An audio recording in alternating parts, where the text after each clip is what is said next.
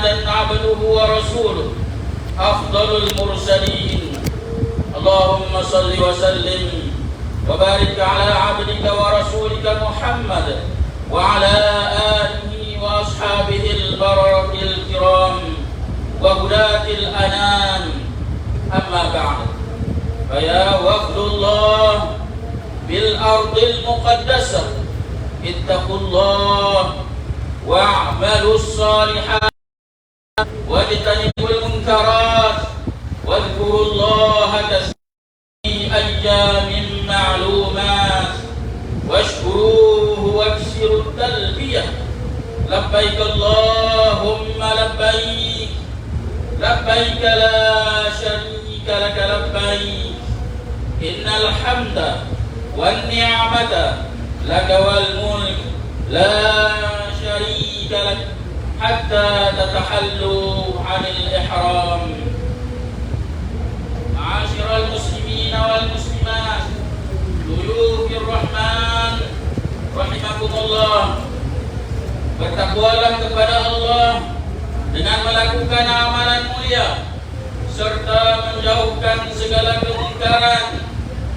Ingatlah Allah sebanyak-banyaknya dan perbanyakkanlah bersolawat ke atas junjungan besar Nabi Muhammad sallallahu alaihi wasallam di mana jua kita berada, khususnya semasa menunaikan ibadat haji serta bersyukur kepada Allah di atas segala nikmat kurniaannya.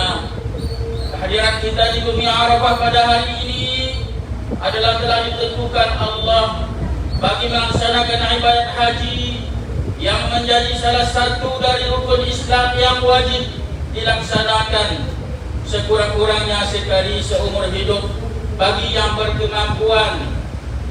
Masaklah lidah dengan menyebut sebanyak-banyaknya kalimat talbiyah. Labbaik Allahumma labbaik, labbaik la syarika laka labbaik, innal hamda wan ni'mata laka wal mulk la syarika lak. Basahkan juga lidah-lidah kita, lembutkan hati-hati kita dengan sholawat kepada baginda Nabi sallallahu alaihi wasallam, zikrullah, istighfar, berdoa, bacaan Al-Quran serta amalan soleh yang lain, serta jauhkan diri daripada perbuatan yang boleh membawa kepada dosa. Pada hakikatnya inilah suatu pemukiman kita dalam suasana perkemahan tarbawiyah, ruhiyah, ilahiyah, rabbaniyah dalam menyempurnakan ibadat teragung warisan baginda Nabi Ibrahim alaihissalam dan junjungan mulia baginda Nabi Muhammad sallallahu alaihi wasallam. Ambillah kesempatan ini untuk digunakan sebaik mungkin untuk menjana iman dan takwa, seterusnya beristiqamah menurut jalan petunjuk yang lurus insyaallah. Ma'asyiral muslimin wal muslimat, duyufur rahman rahimakumullah. Sesungguhnya intisari Islam adalah pengorbanan. Rasulullah sallallahu alaihi wasallam dan para sahabat radhiyallahu anhum telah berjuang berhabis-habisan tanpa rasa jemu dan tanpa mengenal arti kalah dan berputus asa demi menegakkan agama suci ini dengan berbagai-bagai dugaan, kelaparan, keringat, titisan air mata dan darah. Natijah daripada inilah bangsa yang berpuak-puak dan bertelingkah dan sesat selama berkurun-kurun lamanya sebelum ini telah ditukar dan ditarbiyah mengikut acuan Islam dan akhirnya menjadi umat yang satu. Cahaya hidayah Islam, iman, takwa dan limpahan rahmat telah menerangi seluruh alam sehingga hari kiamat kelak. Ibadat haji melatih kita supaya bersatu haluan dalam meninggikan syiar Islam, berganding bahu untuk menegakkan agama Allah, menjalin hubungan yang erat tanpa mengira warna kulit, bahasa, adat resam sesama saudara Islam.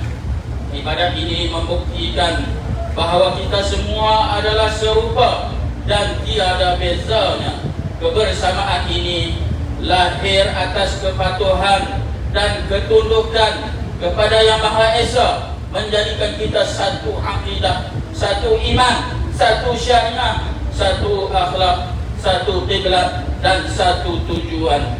Sabda Nabi sallallahu alaihi wasallam, mafhumnya gambaran kehidupan orang yang beriman dari segi kasih sayang, saling bersimpati dan saling cinta mencintai, samalah seperti satu anggota tubuh yang satu. Jika salah satu daripadanya mengadu kesakitan, ia melibatkan seluruh anggota lain, tidak tidur malam dan demam. Hadis riwayat Ahmad dan Muslim. Rasulullah sallallahu alaihi wasallam bersabda bahawa mengerjakan haji adalah satu jihad. Wa an Aisyah radhiyallahu anha qalat, qultu ya Rasulullah, 'ala nisa'i jihadun? Qala na'am, 'alaihinna jihadun wa la qitala fihi al-hajj wal 'umrah. Rawahu Ahmad wa Ibnu Majah. Maksudnya daripada Aisyah radhiyallahu anha berkata, saya berkata, wahai Rasulullah, adakah jihad diwajibkan ke atas wanita? Baginda menjawab, baginda bersabda, ya, jihad yang tiada pertempuran, yaitu padanya haji dan juga umrah. Jihad artinya perjuangan, yaitu bersungguh-sungguh melaksanakan perintah Allah Subhanahu wa taala, termasuklah perjuangan melawan hawa nafsu di dalam mengerjakan ibadat haji. Menentang hawa nafsu menjadi ujian terbesar jika hendak mencapai haji yang mabrur. Rasulullah sallallahu alaihi wasallam bersabda, "Inna Allah ta'ala yubahi malaikatahu 'ashiyatan Arafah bi ahli Arafah fa yaqulu unzuru ila ibadi atuni syuhsan ghubra." Maksudnya, sesungguhnya Allah berbangga dengan ahli Arafah, penduduk Arafah, kepada para malaikatnya pada petang hari Arafah. Lalu Allah berfirman, lihatlah kepada hamba-hambaku ini, mereka datang dalam keadaan kusut, masai dan berdebu. Digambarkan keadaannya sedemikian kerana orang yang mengerjakan haji berlumba-lumba untuk mendapatkan keampunan Allah dan hidayahnya, ganjaran besar, yaitu syurga yang penuh dengan kenikmatan dan kesenangan yang tidak terlintas di hati dan tergambar dalam pemikiran manusia. Setiap jamaah haji sama-sama mempunyai peluang yang amat luas untuk mendapatkan keredaan, keampunan dan hadiah syurga tersebut, berusaha melepasi dan mengatasi ranjau serta rintangan yang tersedia menanti. Sesungguhnya hawa nafsu sekiranya tidak dikawal, ia akan mendorong manusia ke arah kejahatan dan kemungkaran. Ma'asyiral muslimin wal muslimat, dhuyufar rahman rahimakumullah. Labbaik Allahumma labbaik, labbaik la syarika lak labbaik, innal hamda wan ni'mata lak wal mulk la syarika lak. Mengimbau kembali peristiwa wukuf di Arafah seperti mana yang pernah dilaksanakan oleh baginda Rasulullah sallallahu alaihi wasallam pada hari Jumaat, sama seperti kita pada hari ini. Wukuf Rasulullah pada hari Jumaat 9 Zulhijjah tahun ke-10 Hijrah. Baginda Rasulullah sallallahu alaihi wasallam juga telah menyampaikan khutbah yang dikenali sebagai khutbatul wada', khutbah selamat tinggal, khutbah selamat tinggal dan perpisahan di hadapan hampir 100,000 jiwa manusia ketika itu.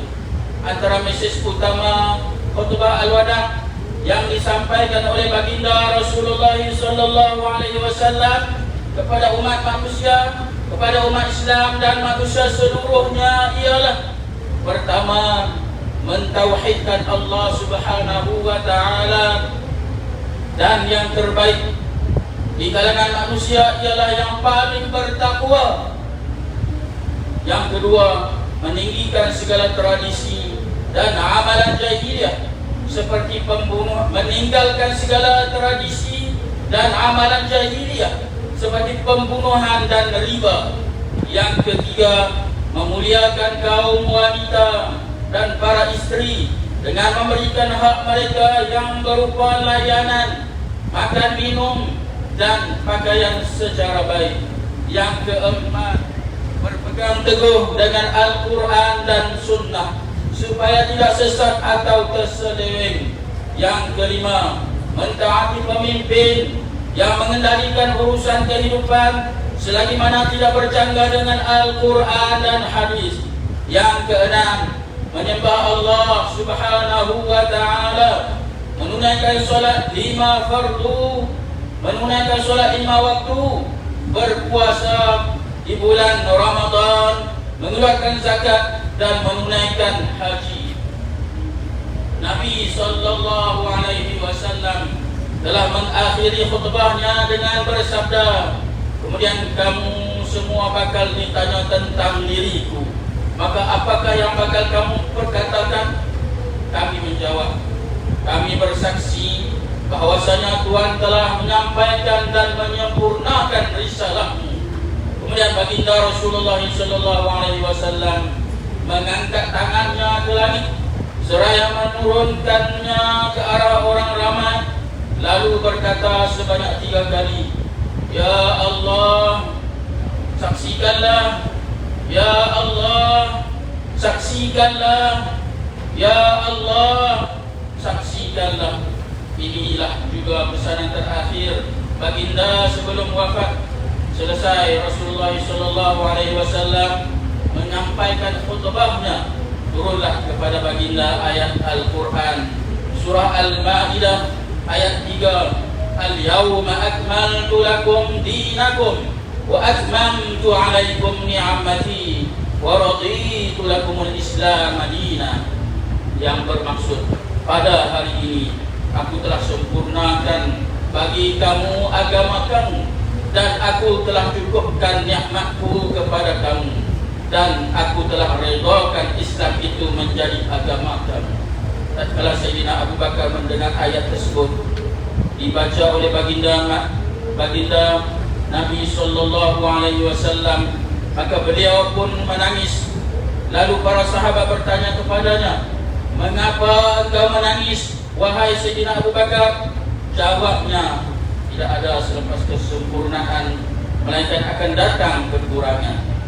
Begitulah gambaran yang jelas penghayatan dan betapa bimbang para sahabat terhadap kesucian dan kesyumulan agama Islam di Cemari.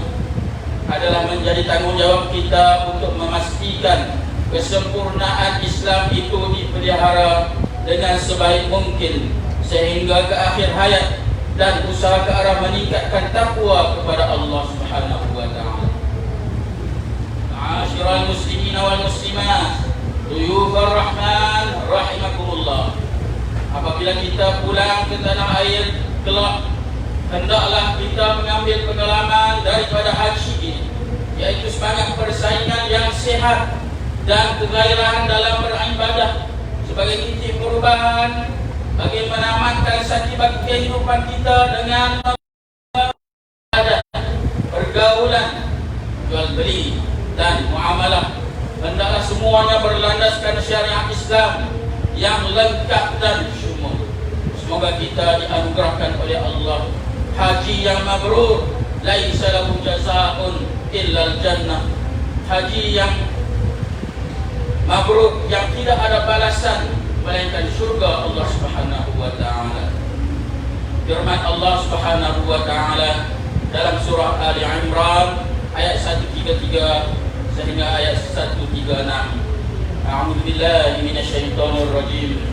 Wasari'u ila maghfiratin من ربكم وجنة عرضها السماوات والأرض أعدت للمتقين الذين ينفقون في السراء والضراء والكاظمين الغيظ والعافين عن الناس والله يحب المحسنين والذين إذا فعلوا فاحشة أو ظلموا أنفسهم ذكروا الله فاستغفروا لذنوبهم ومن يغفر الذنوب إلا الله ولم يصروا على ما فعلوا وهم يعلمون أولئك جزاؤهم مغفرة من ربهم وجنات تجري من تحتها الأنهار خالدين فيها ونعم أجر العاملين. أقول قولي هذا وأستغفر الله العظيم لي ولكم ولوالدي ولوالديكم ولمشايخنا ولمشايخكم ولجميع المسلمين والمسلمات والمؤمنين والمؤمنات فاستغفروه فيا فوز المستغفرين ويا